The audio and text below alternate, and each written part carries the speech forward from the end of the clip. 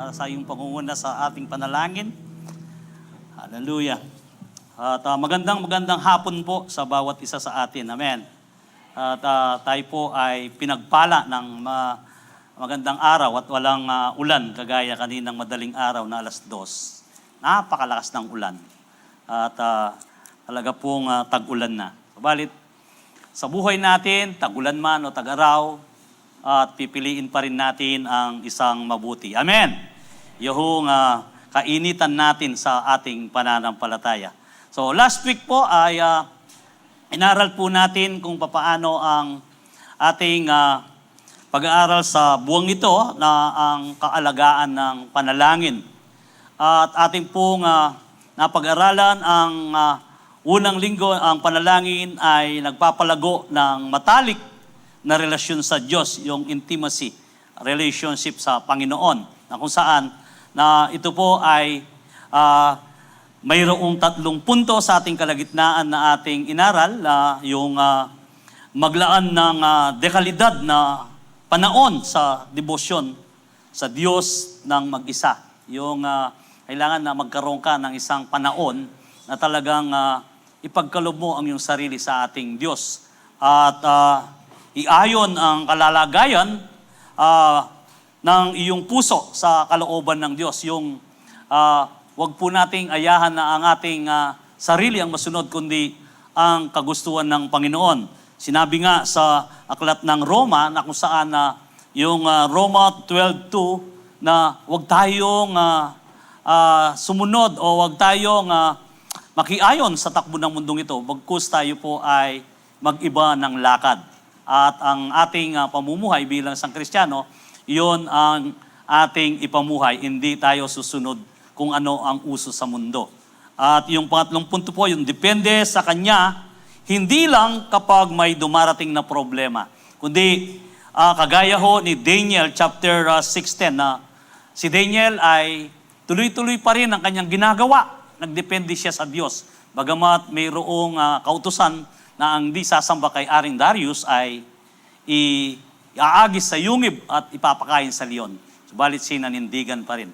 Kaya sa ating po bilang isang mananampalataya, kung tayo ay mayroong close relationship o isang marubdo na kung saan ang panalangin ay nagpapalago ng matalik na relasyon sa Diyos, yung hindi lumalalim at nagiging matatag sa pamamagitan ng pananalangin. Amen po ba?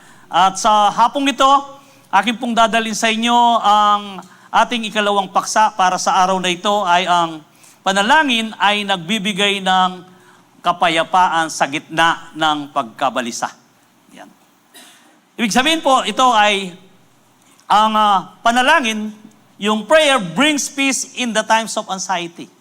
Kapag ikaw ay nababagabag, kapag ikaw ay puno ng takot, puno ng kabalisaan, at hindi lamang yan yung iniisip mo na ang lahat ng bagay ay ayaw mong arapin o kaya naman mismo, kung minsan ikaw ay takot na mamuhay, sumulong sa iyong pamumuhay. Kaya narito po ang mga medical at physical na katotohanan tungkol sa mga pagkabalisa o anxiety. At ating pong basahin, ang sabi nga, ang pagkabalisa o anxiety ay isang likas na reaksyon ng inyong katawan sa stress. Ibig sabihin, sa stress na kinapapaluhoban ng pakiramdam ng takot, pagkabahala, at pangamba sa kung ano ang darating. Bagamat ang pamisang-misang pag-aalala ay normal na bahagi ng buhay, ang patuloy o labis na anxiety ay maaaring makagambala sa mga pang-araw-araw na gawain at maaaring udyat ng isang anxiety disorder. Yung kung saan ikaw ay makakaranas ng kalungkutan, pagkatapos inaakala mo na ikaw ay oppressed, reject, and then isolation, at gusto mo ikaw ay mag-isa. At inaatake ng matinding pagkabalisa. Ang sabi nga, ang anxiety ay katawan sa pamamagitan ng patuloy na fight or flight. Yung aarapin mo o tatakasin mo ang problema. Ito po, kumisan, ganito ang ating kaisipan. Yung takasan ko na, hindi ko na kaya. O kaya naman, arapin mo ang problema. So, dito, magkakaroon po ng isang yung survivor response na nagpapalabas ng baha ng stress, yung hormones na kung saan na tulad ng cortisol at adrenaline.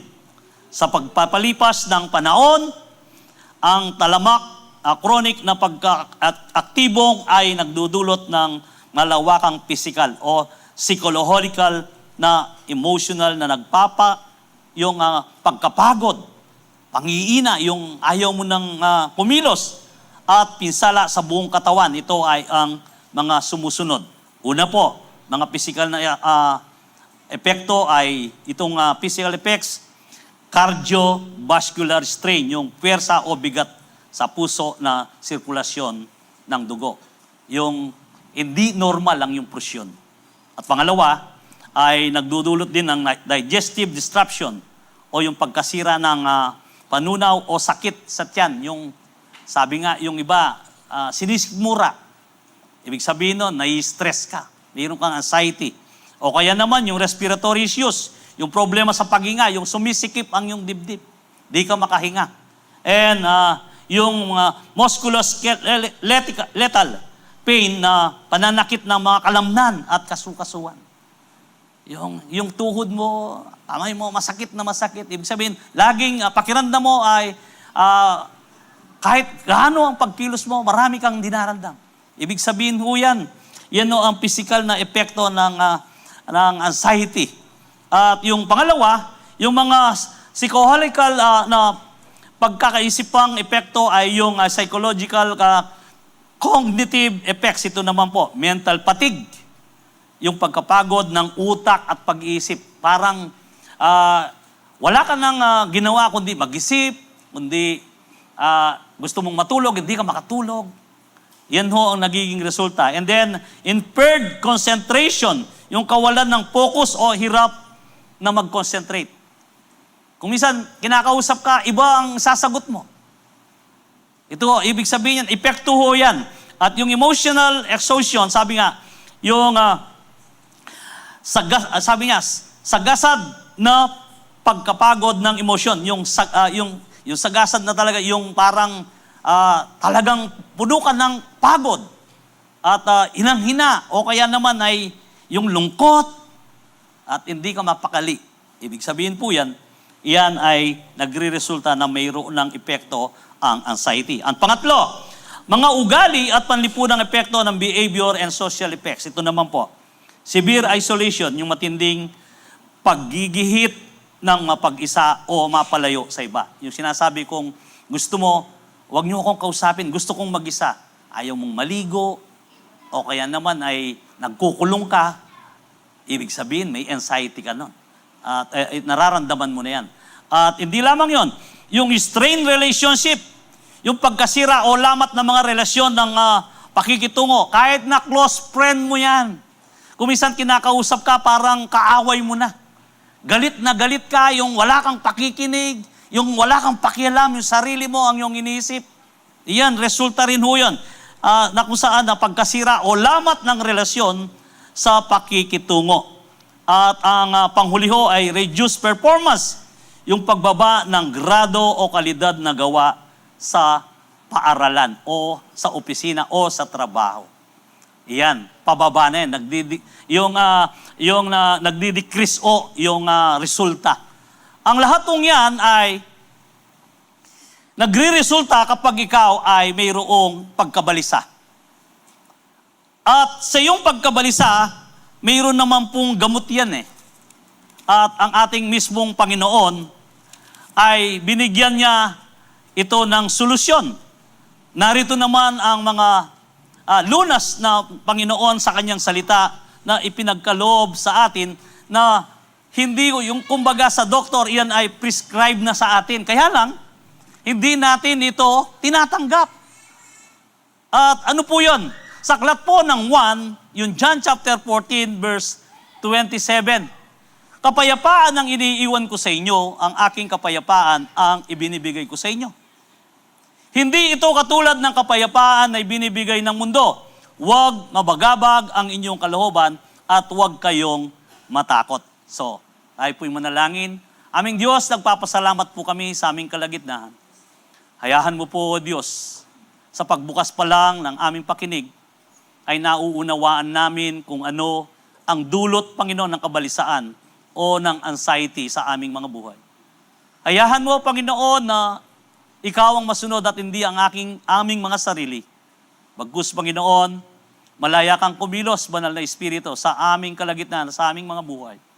Ikaw po ang magbukas ng unawa at magbigay, Panginoon, ng isang kaisipan na pagtanggap sa mga salita sa hapong ito na ito ay magdadala ng kalakasan at kami po, Panginoon, ay lalaya sa anumang huri ng kalungkutan, takot, at ang anxiety na sa amin na umatake sa aming kalagitnaan. Panginoong Hesus, dohobin mo sa bawat isa sa amin na magkaroon, O Diyos, ng kalakasan, pag-asa, kapayapaan at kagalakan sa aming mga puso.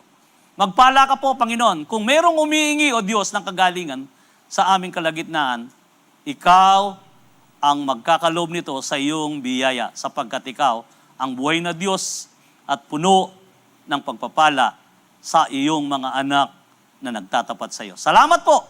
Ito po ang aming dalangin sa makapangyarihang pangalan mo, Jesus. Amen. Sige po, palakpakan natin ang ating Panginoon. Amen. So, dito makikita po natin kung papaano sa ating binasa na ang kapayapaan ay ipinagkaloob ng Panginoon sa atin. Mahigit na 2,000 taon na noong ang Panginoong Hesus ay tinapos niya kung ano ang dapat niyang tapusin sa krus, ang pagliligtas niya sa atin at pagkakaloob ng isang espiritong buhay na hindi tayo binigyan ng espiritu ng kaduwagan, kundi ito ay binigyan tayo ng espiritu ng katapangan at lakas ng loob. At ito'y nagmumula sa banal na espiritu. Ayon sa sinabi ni Pablo sa 2 Timoteo na kung saan na hindi kaduwagan, hindi takot, kundi ito ay espiritu ng pagdidisiplina sa ating sarili at kinakailangan na ito ay ating magawa sa ating mga buhay. Amen. Pilihin po natin ito sapagkat tayo mismo ang pipili kung ano ang gusto nating mangyari sa ating mga buhay. Huwag na ayahan natin na tayo ay mamuhay sa takot at lungkot. Huwag na ayahan natin na kung saan ang kapayapaan ng Panginoon na ibinigay at iniwan sa atin ay mawala. Bagkus ito ay nasa sa ating buhay, kailangang ito ay umandar sa buhay natin. Ito ang ipakita natin bilang isang sumusunod kay Kristo at ito ang ipamuhay natin. Sa ganoon, anuman ang ating harapin, mayroon tayong kakayahan na tayo'y umarap at hindi tayo tatakas, di tayo aatras, bagkus tayo'y susulong sapagkat kasama natin ang Diyos. Pangako ng Diyos yan eh. Hindi ko kayo iiwan hanggang sa dulo ng mundo. Kaya nga, kung tayo ay susulong, kung tayo ay haarap sa anumang problema o anumang bugso na nasa ating harapan na bagyo ng buhay, kakayanin natin yan sapagkat kasama nating lumalakad ang Diyos at sumasa atin ang kanyang kapangyarihan. Nawawala yung anxiety. Tingnan nyo nga yung katabi nyo, parang may anxiety, bakit malungkot siya? At sabihin mo sa kanya, huwag kang malungkot. Kasi nga, kapag ganito ang pinapakita mo bilang isang Kristiyano, tila hindi ka naniniwala na ang kapayapaan ni Kristo ay nasa sa iyo. Amen. Kinakailangan tayo ay masaya. At kapag ikaw ay masaya, nagniningning ang iyong mukha. Parang anghel na kung saan na ikaw ay napakaganda kung babae ka at napakagwapo kapag ikaw ay lalaki. Amen po ba? Agree po ba kayo doon? Sapagkat ang mga anak ng Diyos, kailanman, hindi sila nanlulupaypay, bagkus sila ho ay mayroong buhay ng Kristiyano ay masayang tunay. Amen! Sige po, palakpakan natin ang ating Panginoon. Una, sabi nga rito, ang mundo ay nagbibigay ng pansamantalang kakalmaan. Si Jesus ay nagbibigay naman ng permanenteng kapayapaan. At ang panalangin, ang paraan kung paano natin ito tinatanggap. So, kung ang mundo ay temporary ang dulot at ibinibigay niya sa atin, pero ang ating Panginoong Hesus, siya naman ay nagbibigay ng permanenteng kapayapaan sa ating mga puso. Bagkus, nauna pa nga na sinabi niya sa John 16 verse 33, anong sabi? Upang malubos ang inyong pakikigisa, ang kagalakan ninyo sa pakikipag-isa ninyo sa akin. Sabi niya, dito sa mundo, hindi mawawalan ng pighati. Subalit, may abilin ng ating Panginoon. Hindi daranas ng problema sa mundong ito. Sinabi ko sa inyo na mga bagay na ito upang magkaroon kayo ng kapayapaan sa akin. Daranas kayo ng paghihirap dito sa mundo, pero magpakatatag kayo dahil nagtagumpay na ako laban sa kapangyarihan ng mundo. Amen. So, ito'y pinagkaloob niya sa atin. Bakit pa tayo madalas ay natatalo?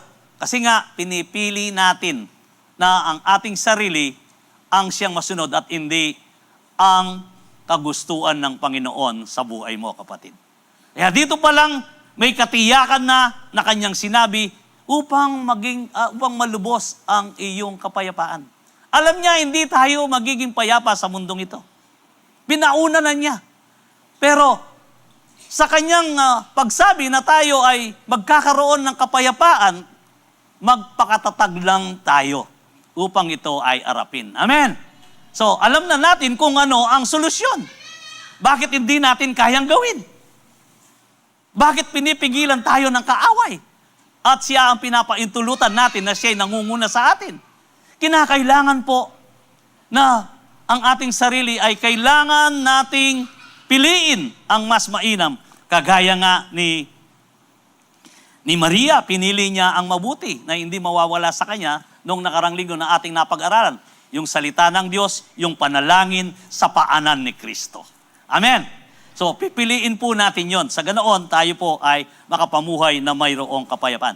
Sa aklat po, sabi, kapag inaatak ng pagkabalisa ang iyong isipan pababa, at itataas naman ito ng panalangin patungo sa Diyos. Sa aklat po ng Pilipos 4, dito sa chapter 4, verse 6-7, huwag kayong mabalisa tungkol sa anumang bagay. Sa alip, ingin ninyo sa Diyos ang lahat ng inyong kailangan sa pamamagitan ng panalangin na may pasasalamat.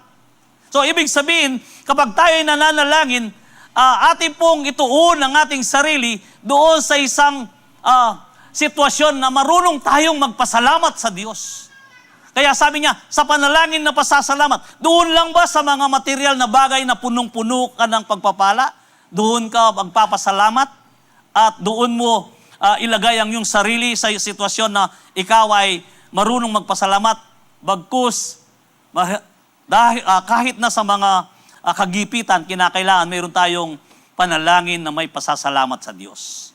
Ito po ang gusto niyang mangyari. Sa ganoon, tayo ay makawala sa ating buhay na ginugupo tayo ng pagkabalisa o ng anxiety. Amen. At sa aklat po ng Isaiah 26 verse 3, ang sabi, balikan po natin yung Pilipos, tapusin natin. At ang kapayapaan ng Diyos na hindi kayang maunawaan ng tao ang siyang nag-iingat sa iyong puso, pag-iisip dahil sa iyong pakikipag-isa kay Kristo Jesus. So kapag ikaw ay nanalangin at ikaw ay lumagay sa isang posisyon o sa pagkatao mo bilang isang Kristiyano na ibinigay mong buho ang iyong sarili sa Kanya, mayroong mga bagay na hindi mo maunawaan sa iyong sarili. Kung minsan mayroon kang problema na alam mo, pero bakit payapa ka? Ito ang sinasabi dito sa aklat ng Pilipos na kung sana hindi kayang maunawaan ng tao ang siyang mag-iingat sa iyong puso.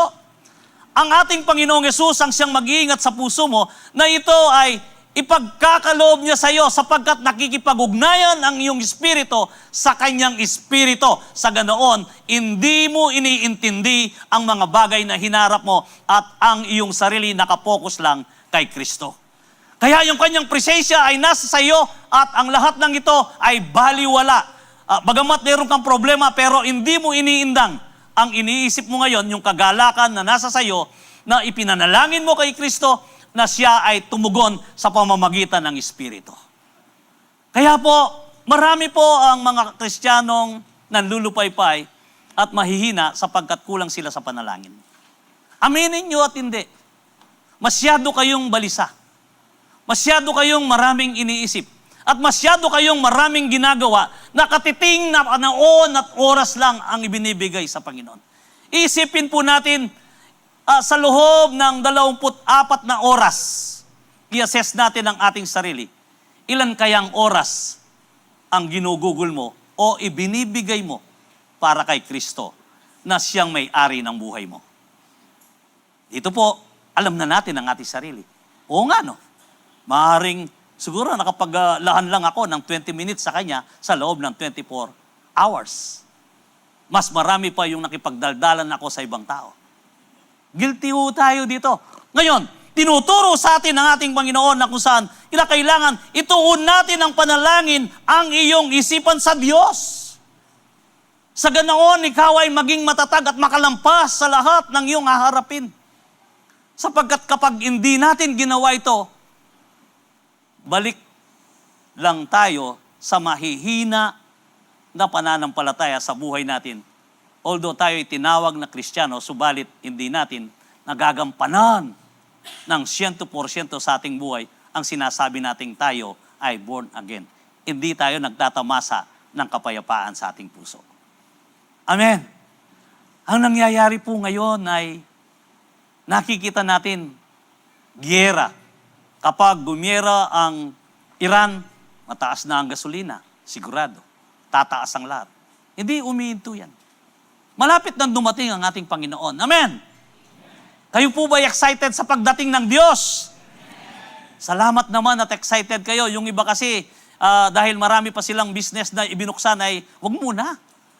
Kasi malaki ang pasok ng pera ngayon eh. Lalong-lalo na sa pasukan na hindi kagaya ng bakasyon. Pero tandahan po natin, wag ho nating bigyan ng pagpapahalaga ang material na bagay sapagkat mismo ang ating Panginoon, bibigyan kanya ng kapayapaan na hindi mo maintindihan, hindi malirip na kung saan sa iyong kaisipan ang pag-isip dahil sa iyong pakikipag-isa kay Kristo. Amen. Kaya nga, sa aklat po ng Isaiah 26 verse 3, binigyan mo ng lubos na kapayapaan ang mga may matatag na paninindigan at sa iyo'y nagtitiwala. Sino ang bibigyan po ng Panginoon ng lubos na kapayapaan? Yung mayroong matitibay na paninindigan. Kasi kapag hindi matibay ang iyong paninindigan kay Kristo, hindi ka bibigyan ng isang kapayapaan na inihingi mo. Maaaring ang kapayapaan na inihingi mo ay kalunasan lang yan ay sleeping pills upang ikaw ay makatulog. Pero iba ang kay Kristo. Ang kapayapaang ibibigay niya, hindi mo maunawaan sa buhay mo, kapatid. Sapat na si Jesus sa buhay mo at wala nang kulang. Ito po ang nadarama ng tunay na Kristiyano. Wala nang iniisip, basta't ibigay lang niyang buho ang kanyang sarili. Sa aklat po ng Marcos 5:35-36, yung habang nagsasalita pa si Jesus ay may ilang taong dumating mula sa bahay ni Jairo. Ito pong kwentong ito na kung saan na itong si Jairo na pinagsabihan ng Panginoon at na huwag siyang matakot. Tapusin po natin ang verse na ito upang sa ganon ay maunawaan natin ang kwento. Patay na po ang inyong anak, huwag na po ninyong abalahin ang guro, sabi nila. Ngunit nang marinig ito ni Jesus, sinabi niya kay Jairo, huwag kang matakot, manampalataya ka lamang, ang sabi ng ating Panginoon. So dito po, si Jairo, na kung saan na ito'y mababasa mo at naghihingalo ang kanyang anak. Ito ay isang nangunguna sa mga sinagoga na kung saan ito ay isang leader na kung saan mayroon siyang posisyon. Subalit siya ay mayroong pananampalataya sa ating Panginoon. Kaya nga, pumunta siya kay Jesus, ang sabi nga niya, alipo kayo at pumunta kayo sa aking tahanan at upang sa ganoon ay mabuhay ang aking anak na dalagita. Alos 12 taon nito, maglalabing 2 taon ang batang ito. Subalit, abang siya ay papunta doon ay, alam naman natin ang kwento, may sumingit na babae. Yung babaeng inaagasan ng dugo ng 12 taon, ang kanyang pananampalataya naman ay, maawakan ko lang ang laylayan ni Jesus at ako'y gagaling. Pinilit niyang pinagsiksikan ng kanyang sarili at pagkatapos inawakan niyang laylayan ni Kristo at Nung maawakan niya ang laylayan ng ating Panginoong Yesus, sabi niya, sinong umawak sa akin? Sabi ng mga disipulo, wala pong umawak. Nakikita niyo naman po, kayo po ay alos-siksikan tayo dito. At sino pa po ang aawak sa inyo? Tapos sabi, may lumabas na kapangyarihan sa akin, sabi ng Panginoon. At sa takot ng babae, sabi niya, ako po. At ang sabi ng Panginoong Yesus, pinagaling ka ng iyong pananampalataya. Umayo ka, sabi niya. Pero, titingnan po natin dito. Si Jairus, siya ang naganyaya sa ating Panginoon, pero nakipag-unaan ng babae. Hindi man nagalit si Jairus. At abang sila ay papunta, anong sabi ng kanyang mga tao na nasa bahay niya, patay na ang iyong anak, huwag mo siyang abalahin. Narinig ng Panginoon, ang sabi ng Panginoon, huwag kang matakot, manampalataya ka lang. So, ikaw kaya, sa kasalukuyan, halimbawa, mayroon kang problema.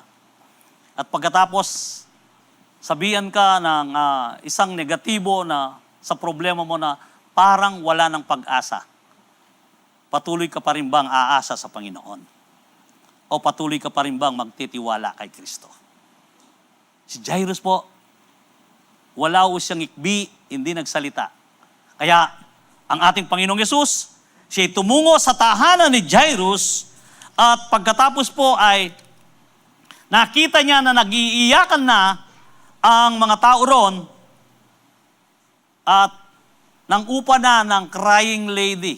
Sa panahong noon, una pa sa Chinese, na kung saan, kaya yung mga Chinese, nanguupa sila ng taga-iyak doon sa kanilang bangkay at binabayaran yan. At sila po ay umiiyak na. Nung pumasok ang ating Panginoong Yesus at pagpunta niya roon, sabi niya, bakit kayo nagkakagulo?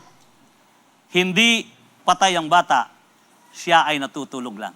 Yung mga umiiyak, kung babasahin niyo yung kwento, bigla silang nagtawanan. Kasi upaan hindi naman nila kamag-anak eh. Ganun ba? Patay na ba? Nagtawanan sila. Pero, anong ginawa ng ating Panginoong Yesus?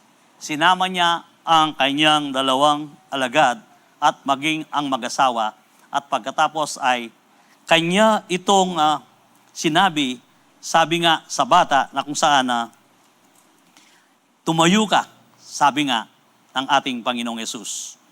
At inawakan niya ang kanyang kamay. Ito ho ay nabuhay at namangha ang mga nakakakita. Ano ang ginawa ni Jairus? Di siya natakot. At nanampalataya lang sa ating Panginoon. Sa panahon mo, sa sitwasyon mo ngayon, kapatid, ano bang kinatatakutan mo? Ano ba ang mga bagay na iniisip mo na hindi mo kaya? O bagay na ito ay umaatake sa kaisipan mo, sa buhay mo, sa kasalukuyan? Mayroong katapat yan. Sabi nga, manalangin ka ng marugdo kay Jesus. Ipagkaloob mo sa Kanya, tiyak, sasagutin ng Panginoon. At ang lahat ng yan ay mapapawi sa buhay mo. Amen. Kung minsan po, alam na natin ang dating dapat gawin na hindi pa rin natin ginagawa. Bakit nga ba hindi natin magawa yan? Ano ba ang umihila? Ano ba ang mga bagay na kung saan na umaagaw doon sa isang bagay na dapat natin gawin na hindi natin magawa? Ang ating kapaligiran, ang udyok ng laman, at hindi ang udyok ng Espiritu.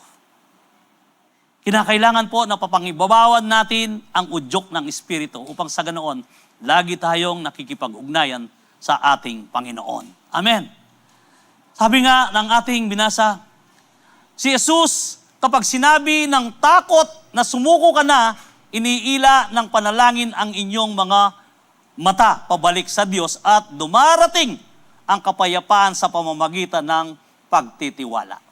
Ituon mo lang ang iyong sarili kay Jesus at ang lahat ng iniisip mo, mangingibabaw ang pag-asa at mangingibabaw ang kapangyarihan ng Diyos sa lahat ng mga umaatake sa buhay mo sa kasalukuyan kapag ikaw ay lumuhod, nanalangin at nakiusap sa ating Panginoon. Mawawala ang anumang takot o anxiety sa buhay mo. Amen. Magbabago ang iyong kilos at magkakaroon ka ng kapayapaan sa puso. So, pangalawa, Ang sabi nga, ang pagkabalisa ay nakikinig sa masamang balita.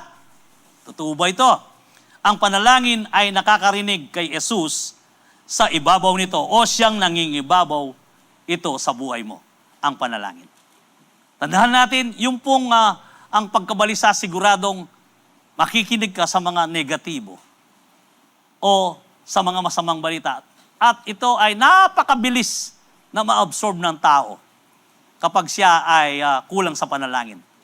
Imbes na yung positibo ang kanyang isipin, nangingibabaw pa rin yung negatibo. Subalit, kung ikaw ay may marubdong panalangin, mangingibabaw ang kapangyarihan at pag-asa na nanggagaling kay Kristo sa pamamagitan ng pakikipag-ugnayan sa panalangin. Amen!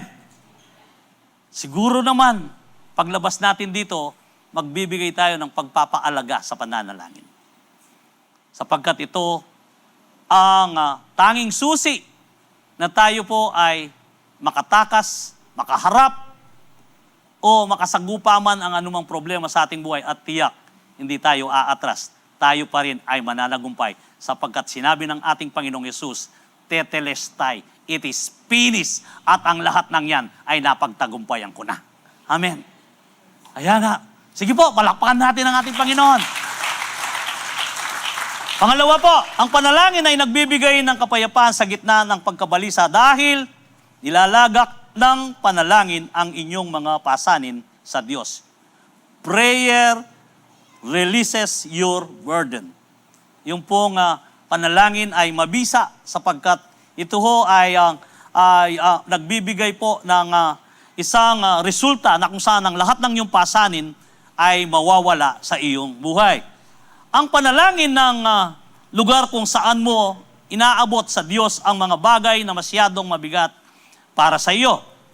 Ang pagkabalisa ay parang ito ho inalintulad sa pagbubuhat ng mga hollow block o bricks o mga bagay na mabibigat. Yung bagay na pinipilit na daladala mo. Balit ang panalangin ay ang pagbababa sa mga ito na dalhin mo sa iyong buhay. Lahat ng yan ay ay bibitawan mo sapagkat alam mo kung ano ang angkop sa iyo. Kaya nga si Pedro ay may sinabi sa kanyang sulat, sabi nga ng unang Pedro 5:7, sabi nga sa 5:7 ho ng Pedro, ilagak ninyo sa kanya ang lahat ng inyong kabalisaan sapagkat siya ay nagmamalasakit sa inyo. Kung nagmamalasakit sa atin ang ating Panginoon, edi sa Kanya natin ilagak ang ating sarili. At hindi lamang po kailangang ilagak yan. Alam niyo po ba sa aklat po ng Isaiah rin ay sinabi ng ating Panginoon na mayroon siyang tungkulin sa bawat isa sa atin. Yung Isaiah 46:4 na kung saan sinabi rin ng Panginoon kung papaano at alos magkapareho ang kahulugan ng unang Pedro 5:7. Na kung saan, ang sabi nga, ilagak ninyo sa Kanya ang lahat, sabi niya. Pero dito, makikita po natin sa aklat ng Isaiah 46:4, anong sabi? Dito, sabi nga, ako ang inyong Diyos. Sipin niyo, ako ang inyong Diyos, sabi nga, na kung saan, ingatan ko kayo hanggang sa pumuti ang iyong buhok at hanggang sa tumanda. Nilikha ko kayo, tungkulin ko kayo na iligtas at laging kalingain. Hallelujah! Kung tinuturing mong Diyos, si Kristo, ang sabi nga niya, ikaw ay kanyang aalagaan. Sa TCB, sabi niya, aalagaan ko kayo hanggang sa tumanda at pumuti ang inyong buhok. Nilikha ko kayo, kaya kayo'y aalagaan ko. Tungkulin, sabi niya, tutulungan ko kayo at ililigtas. Kaya, kung ang Panginoon ay Kanya itong ipinangako sa atin, bakit hindi natin pwedeng ilagak ang ating buhay kay Jesus? Bakit pilit nating inilalagak ang ating buhay sa mundong ito? Nakikipagsabayan tayo kung ano ang inihingi ng mundo. Therefore, kung ganun po ang pamumuhay mo, kinakailangan na ikaw ay mawala doon sa pamumuhay na nakikipagsabayan ka sa mundo. Ibig sabihin, kailangan ipahubaya mo sa Diyos ang buhay mo. Ano man ang sitwasyon mo, kapatid. Ikaw man ay binigyan niya ng negosyo, ikaw man ay binigyan niya ng trabaho, ikaw man ay binigyan niya ng mga problema nakakaarapin. Lahat ng yan, ilagak mo kay Kristo sapagkat siya mismo ay gagawa ng solusyon sa buhay mo. Amen. Huwag po nating solusyonin ang ating sarili sapagkat mayroong hangganan. Subalit ang solusyon ng ating Panginoon ay hindi ito magkakamali. Siguradong positibo at maganda ang mangyayari sa iyo. Amen. Kaya matuto po tayo na ipaubaya natin ang ating buhay. Sa aklat po ng Awit, chapter 55, verse 22. Ibigay mo sa Panginoon ang iyong mga alalahanin at alagaan Kanya. Hindi niya pababayaan ang mga matuwid magpakailanman. Tayo ho ba'y matuwid? Ay karitak na rin matulid. Kubitla. Baluktot la yata. Kung hindi tayo diretsyo, kung hindi tayo banal, kung hindi tayo matuwid sa harapan ng Panginoon, tiyak, tayo ho ay tiwali. Tayo ay kaaway ng Diyos. Tayo ho ay naging matuwid sa ating Panginoon ayon sa kanyang kasulatan na ang kasalanan ay kinuha niyang lahat upang tayo ay tubusin at upang tayo ay maging banal at maging matuwid sa harapan ng Amang nasa langit. Kaya tayo ngayon ay matuwid. Alanganin ka pang sumagot na ikaw ay matuwid. Ibig sabihin, iniisip mo pa rin na ikaw ay makasalanan. Kapatid, huwag kang papasok ulit, babalik sa Roma 8:1 na kung saan na mayroon kang condemnation. Mayroon ka pang kaatulan. Wala ka ng kaatulan sapagkat mula nung ikaw ay nakipag-isa kay Kristo, wala ka ng kaatulan sa buhay mo. Pinalaya ka ni Kristo at ikaw ay inampon at itinuring na anak at ikaw ay mayroong bahagi sa kaariyan ng Diyos. Ito ang ilagay ho natin sa ating isipan.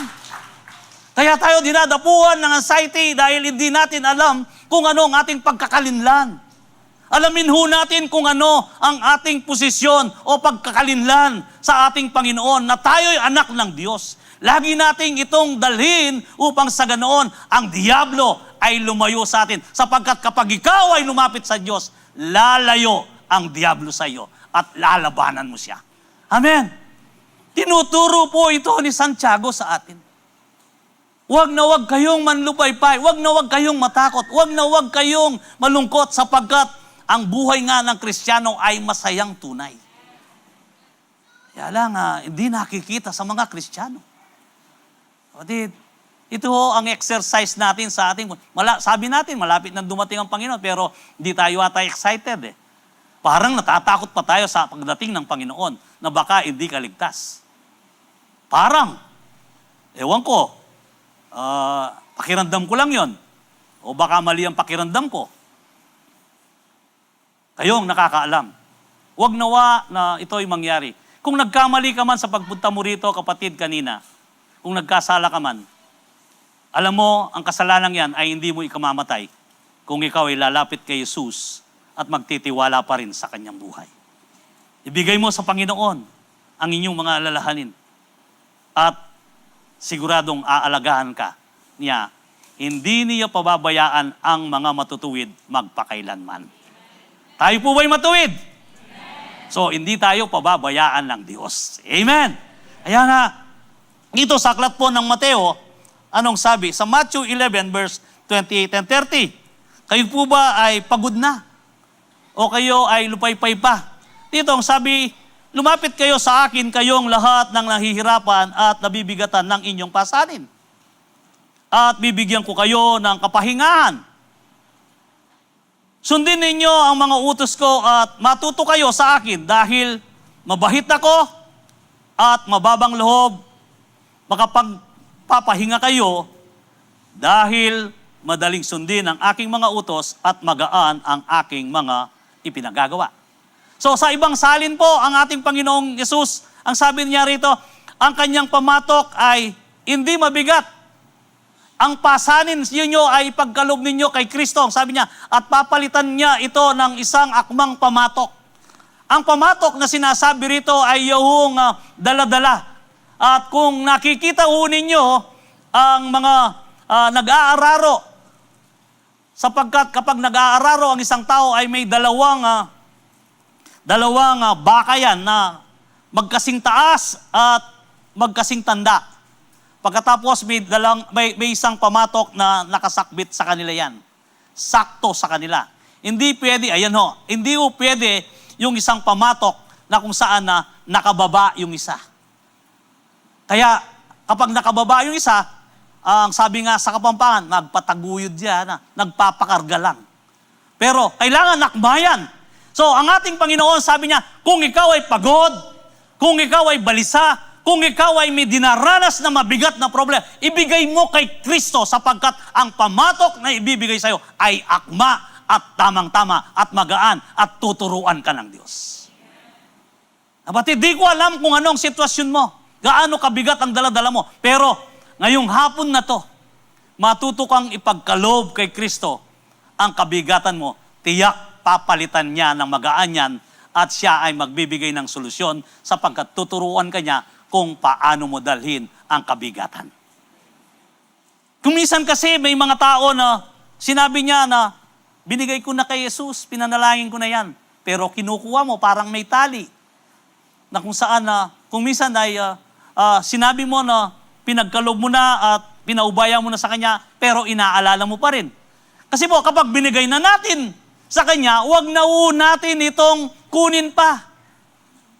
Alam niyo po, mayroong kwento sa ganyan eh.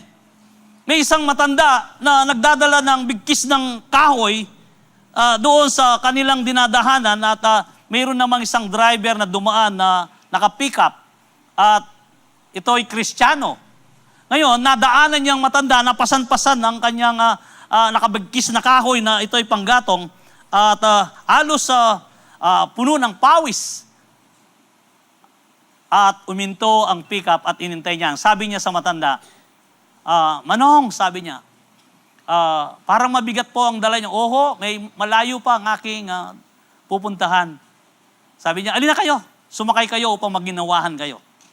Sumakay siya sa pick-up. Kaya lang, pagsakay niya sa pick-up, dala pa rin niya. Ibig sabihin, dala niya pa rin niya yung kahoy. Nakita niya sa side mirror at sa rear mirror, ininto niya yung sakyan. Manong, sabi niya, kaya ko po kayo pinasakay upang kayo'y maibsan sa inyong pagod, sa inyong daladala. Ibaba niyo po ang inyong daladala at kayo ay tumayo. Minsan, sinabi natin, ibinigay na natin kay Kristo, pero nasa sa atin pa rin ang kabigatan at hindi natin ibinababa sa paan ni Kristo sa pamamagitan ng panalangin. Madalas po, ganun tayo. Yung dala-dala natin, hindi natin binibitawan. Kundi, sinabi mo, binigay ko na kay Kristo. Yes, sumakay ka kay Kristo, pero nasa ulo mo pa rin ang kabigatan. Bakit? Alala ka pa rin. Kaya kapatid, sa hapong ito, kung meron kang pasanin na mabigat, sabi ng ating Panginoon, lumapit ka sa akin na kayong napapagal at lubhang pagod na. Ang pamatok ni Jesus ay magaan. Tuturuan niya tayo at ikaw ay makapagpapahinga. Ano man ang problema mo, kayang solusyonin ng Panginoon yan. Huwag kang mag-alala. Ang Panginoon hindi Kanya itataboy kahit anong ingin mo sa Kanya kung ikaw ay magtatapat sa apong ito na ipagkaloob mo ang kabigatan ng iyong buhay. At pag uwi mo, sigurado, mayroong solusyon si Kristo sa iyo. Tanging ang ating Panginoong Yesus lang ang makapagbibigay ng kagaanan. May kanya-kanya po tayong hinaharap. Pero mayroon naman tayong higit na nakakahunawa, walang iba kundi ang ating Panginoon at tagapagligtas ng ating buhay, walang iba kundi ang ngalan niya ay Jesucristo na ating Panginoon. Amen. Siya po. Kaya sabi nga, ibigyan niya tayo ng kaginawaan, sundin ang aking mga utos at magagahan ang aking mga ipinagagawa sa inyo. Lumapit ka at manalangin at ipagpalit ang inyong mabigat na pasanin para sa kanyang kapahingaan. Ito ho, ang paglapit mo sa kanya, ipagpalit ang inyong mabigat na pasanin para sa kanyang kapahingahan. At pahingahin ka ng ating Panginoon. Kaya, pangatlo po, ang panalangin ay nagbibigay ng kapayapaan sa gitna ng pagkabalisa dahil pinapahalala ng panalangin na hindi ka na nag-iisa. Ibig sabihin, prayer reminds you're not alone. Hindi ka nag-iisa, kapatid. Sapagkat pangako ng Diyos, hindi kita iiwanan hanggang sa dulo ng mundo. Therefore, kung kasama mo si Kristo na lalakad, hindi ka nag-iisa at kasama mo siya. Amen. Ilagay po natin sa ating isip at puso na lagi nating kasama ang Diyos. Kasi, paano mo laging masasabi na sa anumang oras at panahon, kapag ikaw ay sumagot na kasama mo ang Diyos, ubisan pa nga, kumusta na ka, kapatid? Kumusta ka na? Eto, ano pa rin, mahirap. Alam niyo po, ang sagot doon kapag kinukumusta, kumusta ka na? Mas mabuti sa dati. Ibig sabihin ito, progresibo. Kaya yung DCAS, kung naririnig nyo, lagi nila sinasabi yan. Mas mabuti sa dati. Hanggang sa may author nito ay nakagawa ng isang aklat na mas mabuti sa dati ang buhay. Kaya yung kanyang isinulat ay hanggang ngayon ay kumikita pa rin ang aklat na yon. Isipin mo, ganun lang ang pagsagot niya. Pagkatapos gumawa siya ng aklat na igit na mas mabuti ang dati. Di ba, kinumusta ka? O kumusta ka? Mas mabuti sa dati o mas mabuti sa kahapon. Lagi mong sagot yon. Kung kinabukasan, kaharap mo na naman ang tao, o kumusta ka na? Mas mabuti sa dati. Ibig sabihin nun, pabuti ng pabuti at hindi pasama ng pasama. Amen. Kasi sinabi mo na kasama mo ang Diyos. Sinabi mo na hindi ka nag-iisa. Kaya kung minsan, sasabihin niya, dumarating siya, kanina ka pa ba? Sinong kasama mo? Ako, mundili. Inalis mo na naman si Jesus sa buhay mo. Naiiya ako, pastor, baka ako'y pagtawanan. Anong pakialam mo kung pagtatawanan ka nila? Sapagkat kung ang sagot mo ay ganito, saan ka galing? Sinong kasama mo? Kasama ko si Kristo. Kahit na nag-iisa ka. Ako madalas sabi na, kung minsan sila pa yung gusto nilang mag-reject noon sa sagot na sinagot ko sa kanila, pero kung minsan, naiisip nila na tama ang yung sinasabi. Kasi kung nag-iisa ka, ibig sabihin, wala kang proteksyon. Pero, anong sabi ng Panginoon? Lahat ng sinasabi ninyo at naririnig ko ay ginagawa ko ayon sa Numbers. Na kung saan lahat ng iyong dinideklara ay naririnig ng Panginoon at ginagawa ito. Kung lagi mong sinasabi na kasama mo si Kristo, therefore, wala kang panganib sa buhay mo, kapatid, sapagkat hindi ka nag-iisa, kasama mo si Kristo lagi sa buhay mo. Baguhin po natin ang ipalalabas natin sa ating bibig. Kapag ikaw ay tinanong kung ikaw ay nag-iisa, sino bang kasama mo? Kanina ka pa, kasama ko ang Diyos. Kaya may awit nga May awit at may kanta yan, kasama ko ang Diyos.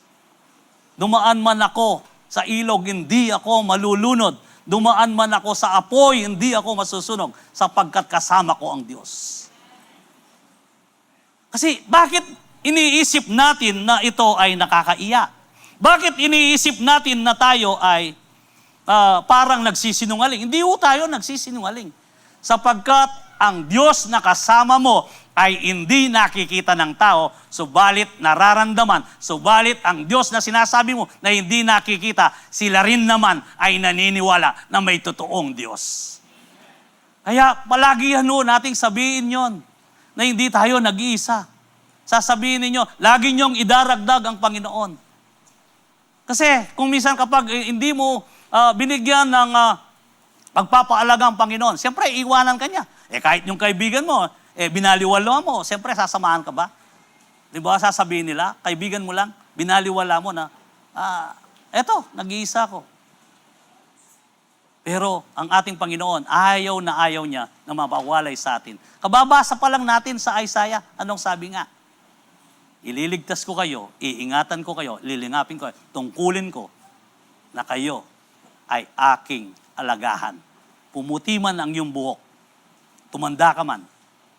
Alam niyo po, ang ating Panginoon, ayaw niya tayong mamatay nang wala sa panahon.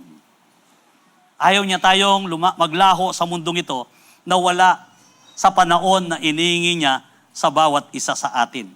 Ang gusto ng Panginoon, kailangan na tayo ay magkaroon ng isang buhay na mahaba at isang buhay na may tiyak na siya ay ating sinasama sa buhay natin. Ayon po dito sa kwento, dito ay dinadala ng panalangin ng kanyang presensya sa gitna ng inyong takot. Basahin natin ang Deuteronomy chapter 31 verse 8. Ito ay abilin ni Moses kay Joshua na kung saan sabi nga, pangunahan ka ng Panginoon at sasamaan ka niya, hindi kanya iiwan o pababayaan man. Kaya huwag kang matakot ni panghinaan ng loob. Dito po, si Joshua ang aalili kay Moses na kung saan siya ay natatakot sapagkat pangungunaan niya ang mahigit 2 milyon na kung saan ito ay kanyang dadalhin sa lupang pangako. Subalit, ano po ang sinabi dito ni Moses? Huwag kang matakot, sabi niya, sasamaan. Kaya nga, ang bawat isa sa atin kapag in-acknowledge mo at alam mo na sasamaan ka ng Diyos, tiyak ikaw ay kumpiyansa at malakas ang iyong loob. Amen. Hindi ka natatakot at wala kang iniisip. Ayon po sa aklat ng Hebreo 13 and 5-6, anong sabi? Iwasan nyo ang pagiging sakim sa salapi. Maging kontento kayo sa anumang nasa inyo sapagkat sinabi ng Diyos, hindi kayo iiwan o pababayaan man. Kaya buong pagtitiwalang masasabi natin ito. Ang Panginoon ang tumutulong sa akin, kaya hindi ako matatakot anong magagawa ng tao laban sa akin. Bakit po nasingit dito na iwasan natin ang maibigin sa salapi? Kasi ang Diyos po, ang kaaway niya ay pera. Alam niyo ho, ang pera ay hindi, money is not evil. Huwag ho kayong maniwala ang money ay evil. The love of money is the root of all evil. Mismo ang pera ay hindi o yan demonyo o diablo o masama. Kaya lang, nagiging masama ang pera kapag inibig mo ang pera. So ito po, ang pera, kung masama ang pera, ibigay nyo sa akin lahat ng yung pera. Pagbubutiin ko yan. Pero kapag minaal ko yan, magiging masama yan. Yun po, ang pera ho ay hindi masama. Tayong naghahanap buhay na patas, tayong nagpapakahirap. Kaya kung kayo man ay yumayam, hindi mo masama yan. Pero sa pagpaparami ng inyong pera, kapag minaal mo na yan, iba na yan. Anong mangyayari? Iyan ang mag-iiwalay sa iyo sa isang relasyon sa panahon na gugugulin sa panalangin, mas aarapin mo kung saan ka kikita kaysa panalangin na iuukol mo sa Diyos at ayaw mo itong masayang. Kaya kapatid, lagi po nating isipin na hindi tayo nag-iisa sa buhay natin, kasama natin ang Diyos. Ang isang tao na nakakakilala sa kanyang sarili na hindi nag-iisa, hindi makakagawa ng anumang bagay laban sa Diyos yan. Kung ikaw ay isang Kristiyano na alam mo na kasama mo ang Diyos, gagawa ka ba na isa kang may pamilya pagkatapos manliligaw ka ng iba? Kasama mo ang Diyos? O kaya naman ay ikaw ay pupunta sa isang lugar, manonood ka ng mga malaswang bahay, kasama mo ang Diyos? Kaya ang isang Kristiyano na tunay na kumikilala sa Diyos, lahat ng masasama, lahat ng mga bagay na hindi angkop sa Diyos ay nakaiwalay sapagkat tayo ay binanal at tinuwid ng Diyos sa ating mga buhay. Amen. So kung gano'n ang ating kaisipan at puso, ikaw ay isang taong hindi nag-isa o isang Kristiyanong kasama mo ang Diyos at hindi kanya pababayaan. Amen. Dito po sinabi ng magkabalisa na nag-iisa ka lang. Sinasabi naman ng panalangin, kasama mo ang Diyos. Ayon sa aklat po ng Awit, chapter 91, verse 14 and 16. Kung babasahin mo ang buong awit na ito ay napakagandang aklat po nito. At ito ay isang pagtatagumpay sa isang Kristiyano na ayaw mo nang iwalay ang iyong sarili kapag binasa mo ang Psalms 91. Kukunin lang ho natin ang verse 14 and 15. Sinabi ng Diyos, ililigtas ko at iingatan ng umibig at kumikilala sa akin. Kapag tumawag siya sa akin, ay sasagutin ko siya. Sa oras ng kaguluhan, sasamaan ko siya, ililigtas ko siya at pararangalan. Bibigyan ko siya ng mahabang buhay at ipakikita ko sa kanya ang aking pagliligtas. Amen. So ano po ang ibibigay ng Panginoon at ano ang plano ng Diyos sa iyo? Ang plano ng Diyos sa iyo, kaya nga nabanggit sa Isaiah na kahit pumuti ang buhok mo, ayaw ng Diyos na ikaw ay maglaho sa mundong ito. Ayaw ng Diyos na ikaw ay mamatay ng edad na 30, 20, 40, 50. Baka papasok ka sa 70, 80. Ito ang sinasabi ng Biblia. Ang buhay ngayon ay 60, 70, or 80 kung malakas. Kaya kung ikaw ay uuwi sa Panginoon ng edad na 80, kota ka na. Okay lang yon. Pero ang nakakalungkot, uuwi ka sa Panginoon na 35. Di mo pa man nagampanan ang nais ng Diyos sa iyo. Kasi sinabi niya sa kanyang salita, paaabain niya ang iyong buhay. Ito ang plano ng Diyos sa bawat isa sa atin. Kaya nga, kung gano'n ang plano ng Diyos sa atin, ibig sabihin, paano yung mga namamatay na wala sa panahon? Hindi itinakda ng Diyos ang kamatayan sa hindi napapanahon. Subalit, ginusto lang ng tao na siya ay mamatay na. Paano yon, Pastor? Kung gawa ka ng gawa ng pang-abuso sa iyong katawan. Alam mo naman na templo ng banal na espiritu ang iyong katawan. Kain ka ng kain na nakakasira sa iyong katawan. Nagmamadali ka at hindi ka aaba ang iyong buhay. Kaya po, ang Diyos po ay may plano sa atin. Ang Diyos po ang nangangasiwa sa atin. Pero ikaw pa rin ang gagawa kung anong destinasyon na gusto mong mangyari sa buhay mo. Bakit? Binigyan tayo ng free will ng Diyos. Malaya kang pumili. Piliin mo ang sumpa o pagpapala. Mula pa sa lumang tipan hanggang sa bagong tipan, piliin mo ang sumpa o pagpapala sa iyong buhay. Pilihin mo ang maiksi o mahabang buhay. At dito, ito ang sabi ng Panginoon sa kanyang salita. Ang sabi niya, kapag tumawag siya sa akin, sasagutin ko siya. Sa oras ng kaguluhan, sasamaan ko siya, ililigtas ko siya at pararangalan. Bibigyan ko siya ng mahabang buhay at ipapakita ko sa kanya ang aking pagliligtas. Amen! So, napakaganda po ng kanyang panukala at napakaganda ng kanyang mga plano sa atin. Sapagkat bumubulong ng pagkabalisa, ikaw lang ang mag-isa at lumalaban, sumasagot naman ang panalangin, kasama mo ako sa gitna ng problema. Amen. Ito ang sabi ng Panginoon. Kaya tumawag ka, sasagot siya, hindi ka nag-iisa. Jeremiah 33 verse 3. Anong sinabi?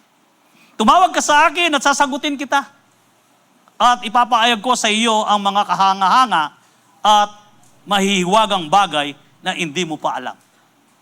Kung tatawag ka sa Panginoon ng marubdo, tatawag ka sa Panginoon sa panalangin, na isara mo ang pinto ng iyong silid. Ang pagsasara ng pinto ng silid ay hindi literal na kwarto. Kundi ang pagsasara sa iyong silid ay yaong kahit ano ang naririnig mo sa kapaligiran mo, malaya kang nagpupuri sa Diyos at umiiyak sa Diyos at nananalangin. Kaysa, tandahan nyo kapatid, kung sino ang nandito noong kagabi. Alam niyo po ba na mas mahigi na pumatak ang maraming mong luha sa presensya ng Diyos sa pagpupuri kaysa maraming luha ang pumapatak sa pig-ati sa buhay mo. Sapagkat ang patak ng luwang marami sa pig-ati ay nakakasakit ng damdamin at nakakapanghina pa sa ayong katawan. Subalit, ang pagpupuri sa Diyos na luha sa kanyang presensya ay nagdadala ng kagahanan at ang yakap ng ating Panginoon ay nadarama mo. Ang pag-asa ay nasa sayo at hindi ka bibitawan ng Diyos. Subukin mo po. Kagabi, naranasan namin ito. Di ka na nahihiya na kahit na mabasa ng luha, ang floor na yan, na makita man nila ang iyong luha. Bakit? Ito ay alay na mabangong samyo sa ating Panginoon. Amen. Kapag po tayo nagpupuri, kung sinabi ng Panginoon na nakatayo man ang lahat, lumuhod ka, luluhod ka. Boses ng Panginoon yon, hindi boses ng tao. Kasi ang boses ng tao sasabihin, ay, kasi si Cloud, makatalakad langan. Pero ang boses ng Diyos, lumuhod ka. Gusto kong makita ang iyong pagpapakumbaba. Lumuhod ka. Huwag kang mahiya. Kahit na nasa gitna ka, lumuhod ka. Ito ang tunay na pagpupuri. Ito ang tunay na pagsamba. Sambahin natin ang ating Diyos sa Espiritu at katotohanan sa pamamagitan ng panalangin. Hindi kanya pababayaan at hindi ka nag-iisa. Amen. Mayroon pong uling kwento rito sa Aklat ng Hari. Ang pangwakas na kwento ho ito. Kung saan. Sa kwentong ito, kung kilala ninyo si Elijah, sinong nakakakilala kay Elisha at Elijah? Amen. Si Elijah ay nakakuha ng double portion of anointing kay Elisha, na kung saan na ito ay badi-badi niya. Kaya nung umakyat sa langit at nakuha niya ang second, ang double portion of anointing, yung balabal ay nasa kanya. Pero dumating ang panahon, dito sa kwentong ito, basahin po natin bago ko ikwento sa inyo. Kinabukasan, gumising ang maaga ang mga katulong ni Eliseo. Nakita niya ang mga sundalo na nakasakay sa mga kabayo at karawahe na nakapaligid sa lungsod. Sinabi niya kay Eliseo, ano po ang gagawin natin, amo? So, yung katulong niya, paggising niya, nakita niya na sila ay kinubkob. Kinubkob sila ng maraming mga nakakabayo. Ibig sabihin, dito ang sila ay inuuli itong si Eliseo. Kaya inuuli si Eliseo sapagkat ang Syrian, ang hari ng Syria, na kung saan kapag gusto niyang sumalakay sa kaarian ng kay Aring Joram, na si Aram ang pangalan ng sumasalakay kay Joram, at itong si Eliseo, itong propetang ito ay sasabihin niya si Joram, sabi niya, umanda kayo ay lulusubin ng mga Assyrian. Kaya nabibigo ang mga Assyrian. Kaya sabi nga ng Haring Aram, sabi niya, bakit sa tuwing tayo ay sasalakay, tayo'y napapagandaan? Alam niyo po, mahal na hari, mayroon pong isang propeta sa kanila na nagsasabi ang pangalan niya Eliseo. O kung gayon, sabi niya, kunin natin siya, patayin natin siya. Tinambang siya rito, ibig sabihin, kinubkob siya. Pero sa kwento, alam ni Eliseo na ang Diyos ay kasama niya. Kasama niya ang Diyos at alam niya kung ano ang kanyang inihingi at iniiling sa Diyos ay kanyang pinagkakalob. Katunayan, nung sila'y nagputol ng kahoy, kasama ang mga tao na sila'y nagpuputol ng kahoy, yung isa ay, abang siya ay pumuputol ng kahoy, ang palakol ay nahati, yung kanyang talim ay lumubog sa tubig. At ang sabi niya kay Eliseo, amo, sabi niya, yung pong palakol na aking ginagamit ay naputol, yung talim ay bumaba sa kaliliman ng ilog. Iniram ko lang po yun. Nakakaiya, paano ngayon ang mangyayari? Sabi ni Eliseo, o sige, akin na yung awakan, yung pulo. Ihulog mo sa tubig.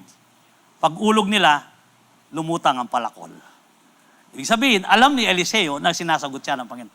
At dito, nanalangin itong si Eliseo. Ang sabi nga rito, ano po ang ating gagawin natin, amo? Sabi niya, sumagot si Eliseo sa verse 16. Huwag kang matakot, mas marami tayong kasama kaysa kanila.